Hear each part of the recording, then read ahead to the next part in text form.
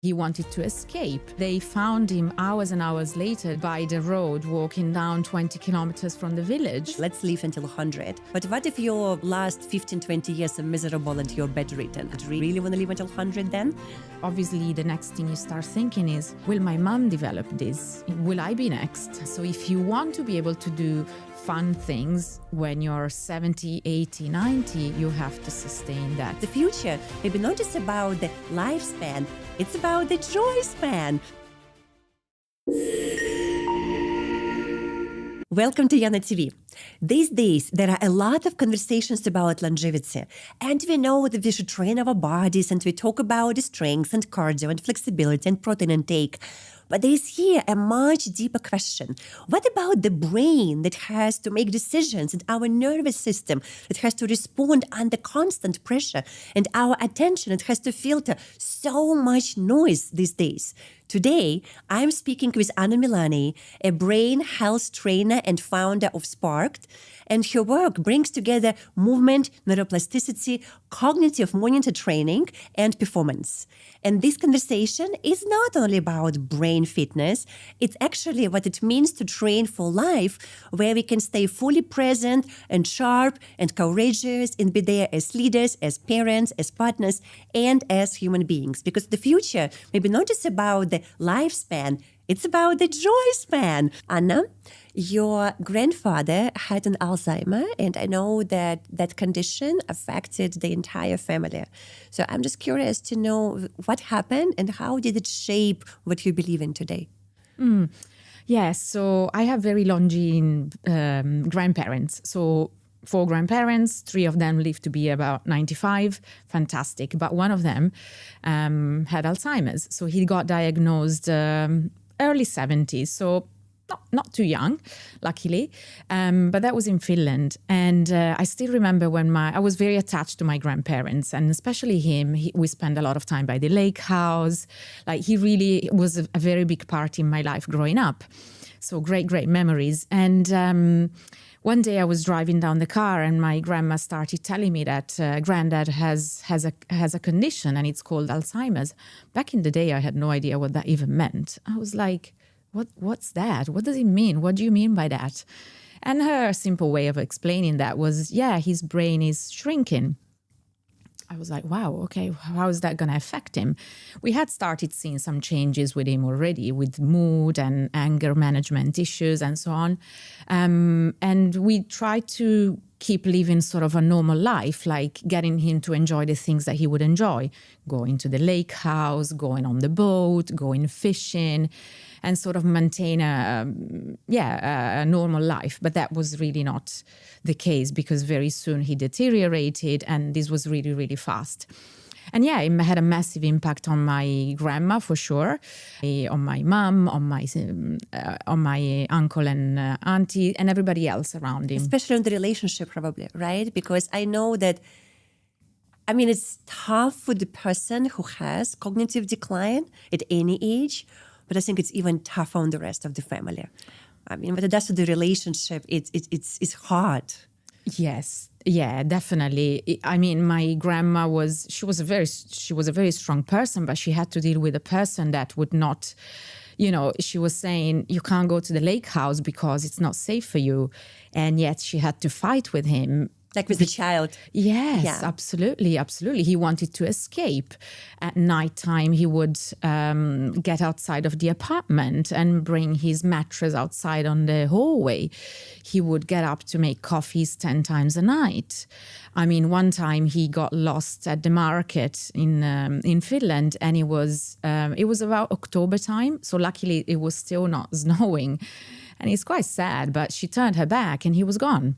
Yeah, like with the 2 years old. Yeah, exactly. And he was lost. And they found him hours and hours later. They had to find a helicopter search.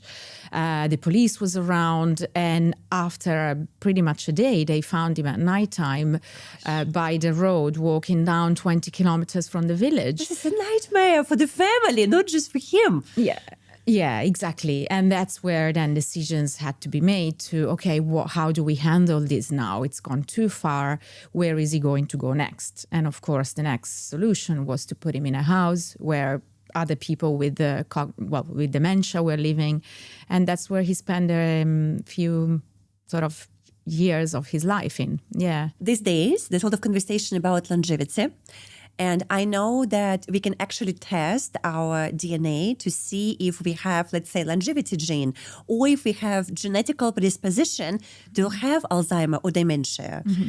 And so I'm just curious for, actually, regardless whether people have it or not in their DNA, how possible it is to not get it.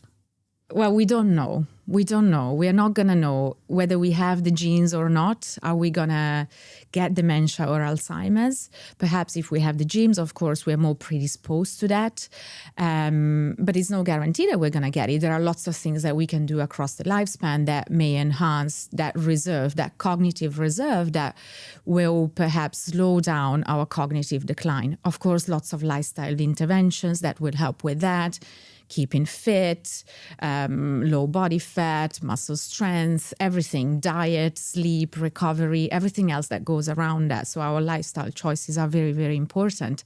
So there's a lot of things we can do to possibly prevent it or slow down. But I don't think, I don't think we're there yet, even with science, in knowing are we going to get it. So... So, okay, so here you were. How old you were when your grandfather was admitted to this like assisted living facility? Towards my late 20s, actually. And so what was happening for you at the time? I mean, he was your favorite grandfather. So what was happening in your brain? Well, I was coming out of having a fantastic 20s, having fun and enjoying life. And then, I moved to Singapore in my early 30s, and I was just enjoying life. I was really kind of exploring my possibilities with work, exploring a new country, being here with my future husband then. So life was great, really. And then this came about. And it was a big reality check and a shock, because obviously the next thing you start thinking is, oh, wow, will my mom develop this in 20 years' time? Will I be next, right? You think about future generation. And then I was already in a phase where I was thinking of maybe having kids and stuff. And then you're thinking, well, how can I help other people prevent that? First and foremost, my mom, for sure, the next person in line. Yeah, of course. Yeah. But yes, my husband, myself. So, and then the circle broadens and widens, because the more you get to talk to people about these conditions, the more you realize that actually, they are very prevalent in a lot of families. So. Hi. Have you been successful everywhere except in love? I would like to invite you for my masterclass, where I'm going to walk you through 4 steps how you can bring more love into your life.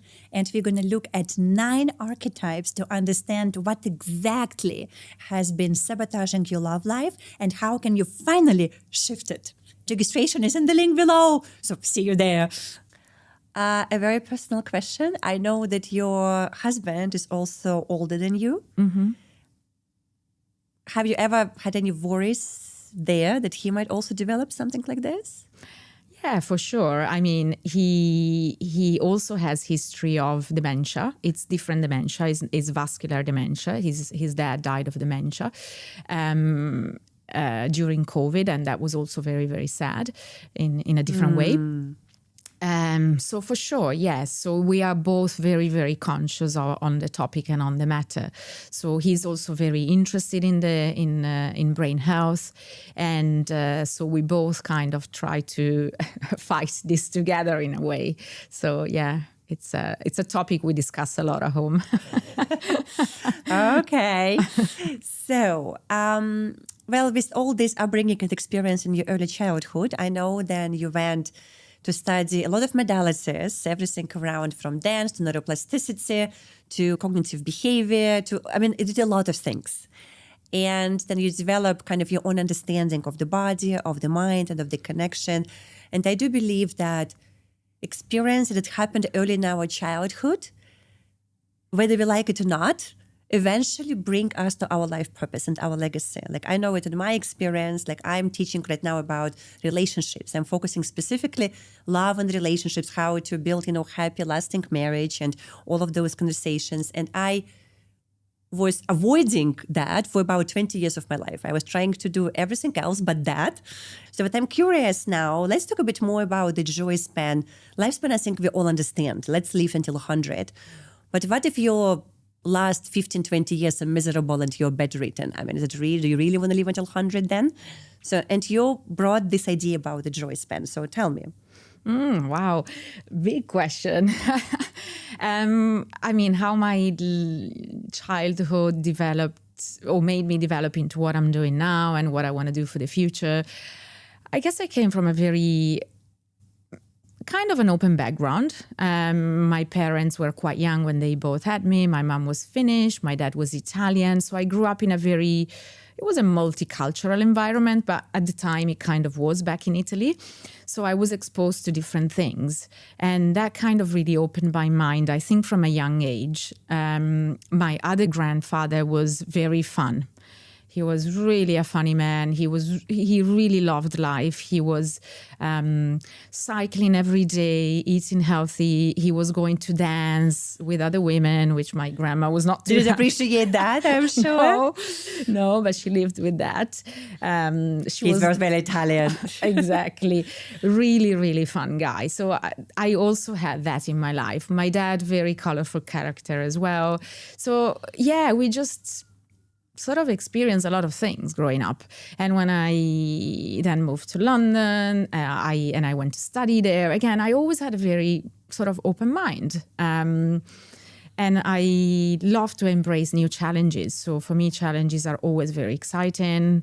I don't fear them. So I guess that part came from the way I was brought up. And not that life was always easy, because also my parents got divorced. So I had to go through that. And I was already quite grown up. I mean, I was 17 or anyway. But it was really hard. These are always experiences that mark your life. And they sort of shape you in what you're going to do in the future. Like from that angle, as an example, I really want to bring a stable home for my children. The same. Yeah. Our girls from broken families, we're going to keep our families together because we know what it means when you don't have it. Exactly. I can relate to that. Exactly. For my vision for the future, I want to be active when I'm old. I don't want to be bedridden. I've seen what that looks like, and it's not really certainly my vision. So I want to be active. I want to continue to enjoy life, to dance, to spend time with my children, to encourage them in their life endeavors, to learn more, continue to learn more, and hopefully have a bit of fun. It's interesting. I just recently did like a variety of health screening and tests, and there were a lot of information came there. And one of it, I think, is very relevant to our conversation because we talked about the VO2. Mm-hmm. And mine is actually quite low. And today I'm also a bit sick. You can hear me also, in my chest. So I guess it's just, I need to be a bit more cardio training. But the interesting perspective there was from the doctor who said, look, like you're now in your 40s. So when you're in your 80s, you want to be able to do everything you can do right now in terms of your body movements. And actually, it was more about the body movements. Then you really have to train with your VO2, which comes from the cardio training, right? Yeah. Because then it's not even expanding lung capacity. It is more how much oxygen your body can actually keep when you're exercising, right? And this is the capacity that we built through cardio. Am I correct? Yeah. So tell me a bit more about this. How can we build this VO2? Why it is important? Because I do feel it is very important.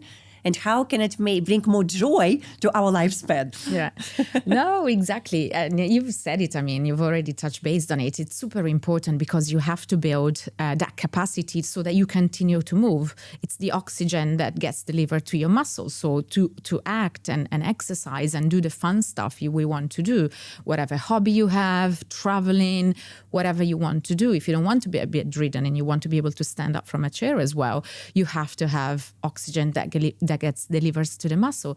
So to do that, well, the unfortunate truth, there's no magic pill yet, and you have to do cardiovascular exercise. But of course, there's different type of cardiovascular. Some people, there's more like steady training, like zone 2 type of training, where you stay in a certain heart rate zones when you check on your wearable, for instance. If you don't have a wearable, that's when you're still able to maintain a conversation as you're walking on a treadmill or biking. So if you're still able to maintain a conversation, then you're probably in zone 2 approximately.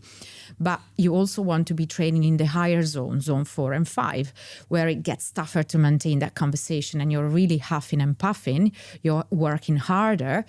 And that's what you want to do to improve your VO2 max. So, and I think you also mentioned right earlier to me that when we do train those zone 4 and 5, and I'm just also saying maybe some people don't understand what those zones are, but I think it's easy to Google or ChatGPT these days. We have those 5 zones of our heartbeat, right? So the 4 and 5, we usually don't exercise until we really push cardio. Yeah. But you also mentioned it's important to do it in interval. Yes. Right? So what are the ideas of the intervals training there?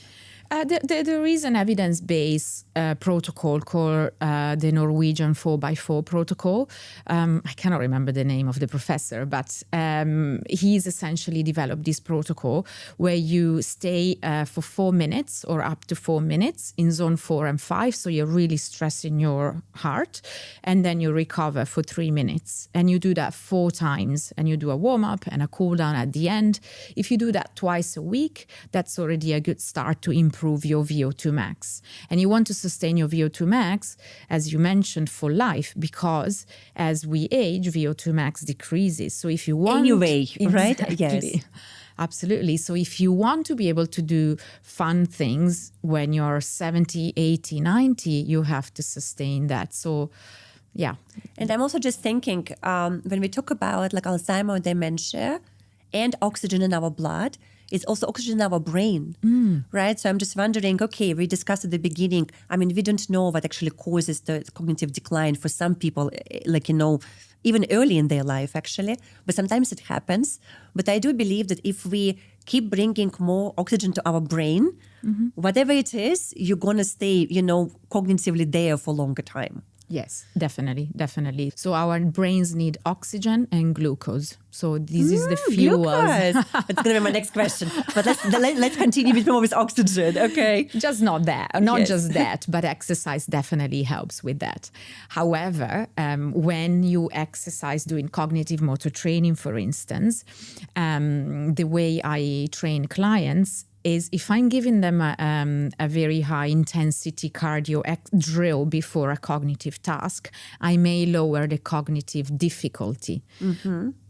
Sometimes I may be mean and actually don't do that, keep that cognitive load very, very high if I'm trying to push someone for performance, resilience, and so on, push them over their boundaries. But that's also an interesting conversation, at least for me. Of course, it's interesting for you. Of course. So the VO2 and the oxygen in our blood. So cognitive the cardiovascular training, I understand. I'm also curious, what do you think about the breathing? There are all kind of breathing practices of different, like Wim Hoffman, or all kind of other, they say that they bring more oxygen to your body. Like, where do you stand on that? Yeah, very, very good question. So breathing, it's, of course, the most important thing. If we don't breathe, we don't live. How do we breathe? Obviously, is a different thing. So there are different breathing methods to stimulate your nervous system or calm it down. So depending on what situation we are trying to tackle, then we would want to apply one type of breath or not. So if we want to get a bit aroused before a high demanding task, for instance, then it's good to bring our breathing level up. So even a bit of movement, a bit of exercise, very, very important. But of course, if we are trying to calm down, if we are trying to sleep, go to bed, then we have to relax our nervous system. So I think all these different breathing methodologies, I'm not familiar with all of them, to be honest. Have you tried any of that? I'm just curious. Yeah, I have. What do you think for VO2? Does it make any difference? What do you think? or exercise still better thing to do?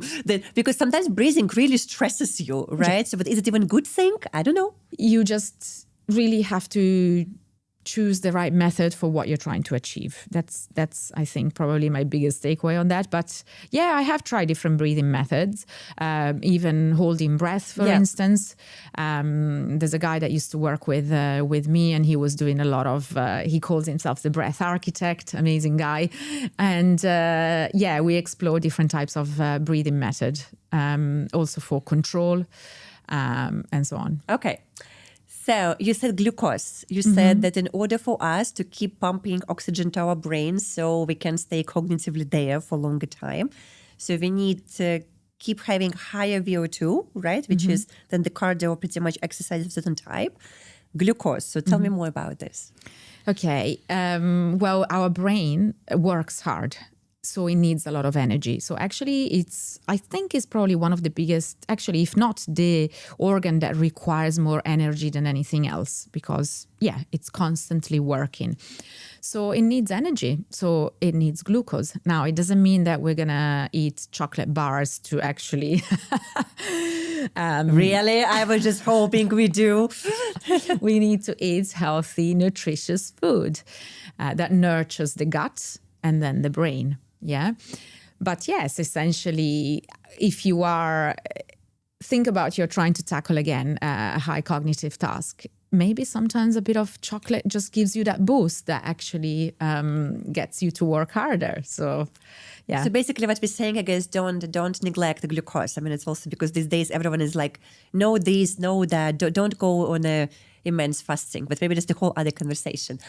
Okay, so in your experience, also working with, I think it's about 20 years, right? I think you have been working with people and just helping them to build that brain-body connection. You also say that there are different training routines for, of course, different types of bodies and brains. People who are listening right now, what tips or advice could you give them that they can just implement right away? Let's say they listen and they say, okay, I got it. I want to live longer. I want to have more joy in my lifespan. I want to be cognitively there. I have to train with my cardio. I need to still eat some chocolate cakes. So what else can they do? Well, move every day. How long? Let's be specific. Long? Wow, how long? Specific? Yes. Okay, I'd say at regular intervals, move. So what you want to do, 30 to 60 minutes a day of movement. For sure. You mean movement, you mean exercise? Like what do you mean at the movement? Yes, okay. I mean, if I break down a whole week of training, I would suggest do 3 sessions of cardio a week, 2 sessions of resistance, strength training, and I would say a couple of sessions of cognitive motor training or some cognitive training. But if you don't have access to doing cognitive motor training, that's okay. What are other things that are very, very important for the brain? Learning new things. So pick up a new hobby or a new sport. Challenge yourself outside of what you've always been doing. I see a lot of clients that come in after 20 years of working really hard in their career, and perhaps they used to do a bit of basketball in their 20s at university, or they play tennis and then they've forgotten about it. But when they actually get back into a bit of a routine in exercise, then I push them, hey, why don't you go back to what you used to really enjoy? And that's when really the joy span in exercise kicks in. So it's very, very important to also do what people enjoy. I'm a firm believer to really push. And you can raise your heart rate. People think, to do my VO2 max, I actually have to be on a treadmill. Oh, but I hate the treadmill. No, actually, you go play basketball. Yes. Or go to a dance class. Yeah. Exactly. Oh, I would love to do that. Yes. Exactly. As long as you're clocking in those minutes of high intensity, it doesn't matter what you do what you enjoy. When I look at you today, I see a very well composed, very well spoken, very happy woman. Okay. What I want to touch about now is actually motherhood. So it's a topic close to my heart. And I know in your particular story, there's an interesting moment where at some point, in order to build a career that you're building, you had to live 1 year away from your 2 children. So just tell me a bit more about this experience and how did you make this choice and how did you live through that? Yeah. So my husband was made redundant a couple of years back now. And so life in Singapore just became too expensive. That was the reality of it. And it got to a point where it just was not sustainable anymore for the 5 of us. I also have 2 dogs.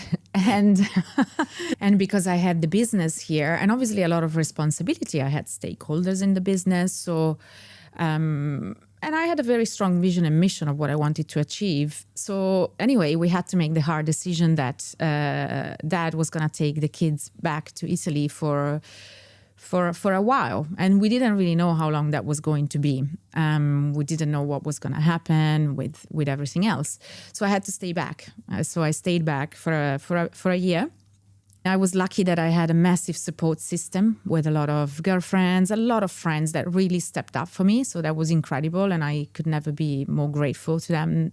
So again, relationships with the right people who hold you in tough times. Yeah. And I love relationships. But same for my kids in Italy and my husband. My family is extremely supportive. So we lived through that. I went to visit them every couple of months. And it was always very, very hard. How did I live through that? I coped. I did what I had to do. And now they're back. Thank you for sharing that. And thank you also for just being, very vulnerable the way you are right now. I can't imagine. I can see you're just one of those examples who, somehow managed to keep it together, especially like in this moment with your separation with your children. So where did you draw the strength from? I think being half Finnish also helps. I don't know if genetically we are quite resilient. My mom is also very resilient. And my grandma was too. The Slavic culture? Yeah, very, very, very strong. So I guess part of it was there already in a way. Embracing the challenges was part of that. I knew it was not going to be forever. I was supported in lots of ways. I knew I could have eventually just given up in a way if I really wanted to. I mean, I knew there was a point where I would have said, that's it, enough is enough. So, I took the time. It was very hard, but we pushed through together. And of course, it was hard on the kids as well. But now, I mean, we've gone through that. We're all back together. We are catching up on those times that we sort of missed for a while. They had a year of that where they stayed in Italy. They spent a year with grandparents. That was also quite special in a way. So I always try to see the positives as well. My dad had the opportunity to spend time with the grandchildren, and he would have not had that all the time if, going to pick them up from school, taking them to soccer or... So in a way, I want to also enjoy those moments. I had the time to do what I had to do, to take care of the business, to take care of those responsibilities. And now I'm proud of what I've done. And regardless, and it has made me certainly stronger, and I'm stronger for them as well. So whenever they are going to go through future life challenges, I think I'm more equipped to be supportive of them and be there. So no matter what they'll go through or what we'll go through, I think I've learned so much from it. One more question about this topic. Mom's guilt. How did you deal with that, and have you dealt with that? I mean, we all have it. I think regardless what we do, we constantly feel guilty as women and somehow we're not doing enough for our children. So how did you process that within yourself? I mean, I've kind of tried to forget about it now. Never happened. That never happened. It's like, it's gone. Let's see what kind of trauma they will have in the future. I'll deal with that. Or they're just going to grow up and then say, oh, Mom, we had a fantastic year with grandparents. We had great food in Italy. It was really good. And it's all in your head. Yeah.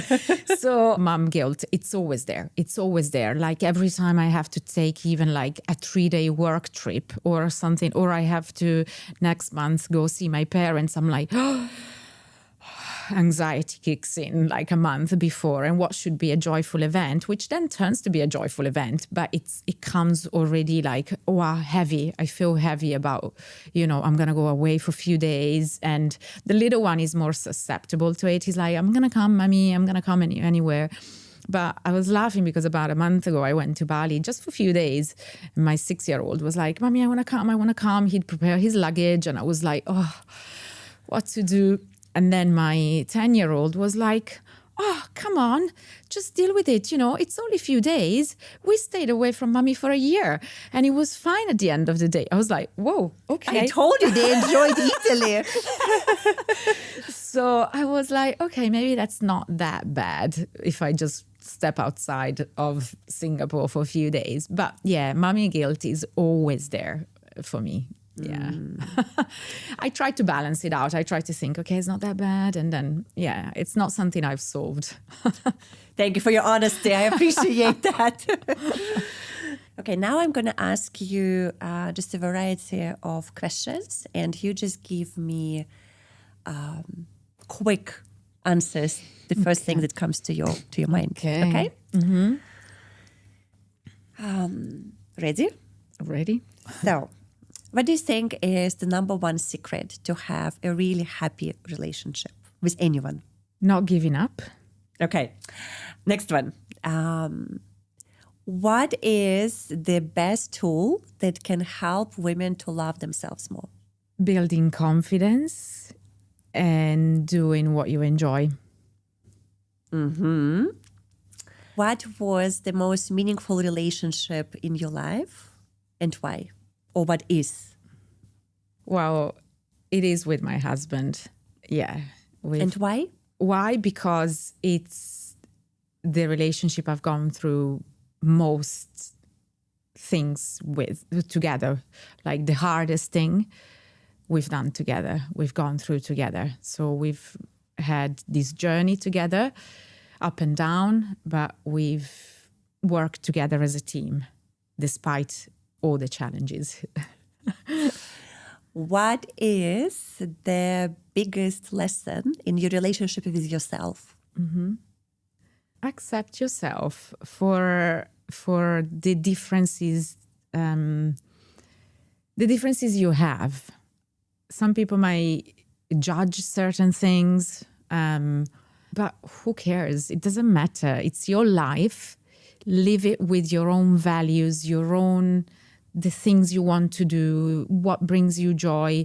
Don't care about others, really. Not because I don't care about relationships, but don't care about what others think. What surprised you the most in your relationship with your kids? That they were not mini-me's. Like... Ta-da! Surprise, surprise! That they like their own things. They have their own interests, which can be so different than mine, that they are such different individuals that are driven by different things. And yeah, that's what surprised me most. Wow. And the final question. What would you like in your absolutely ideal world to be your relationship with life and longevity? I want to be more outspoken in general. And I think having possibly more influence in how I could shape, as an example, the way people exercise, at a bigger level. How can I democratize and bring what I do on a bigger scale to the masses? Yes. So how can I have that impact on a bigger stage, probably, in that sense, to impact people's lives? Well, I would say from Yana TV to TEDx Talk TED. That should be the next step. Let's say this is an intention. So funny. Thank you. Thank you for today, Anna. What I'm taking from this conversation is that the brain and body will never separate. The way we move affects the way we think. The way we respond affects the way we lead. And the way we train our attention affects the way we love, parent, decide, age, and enjoy our life.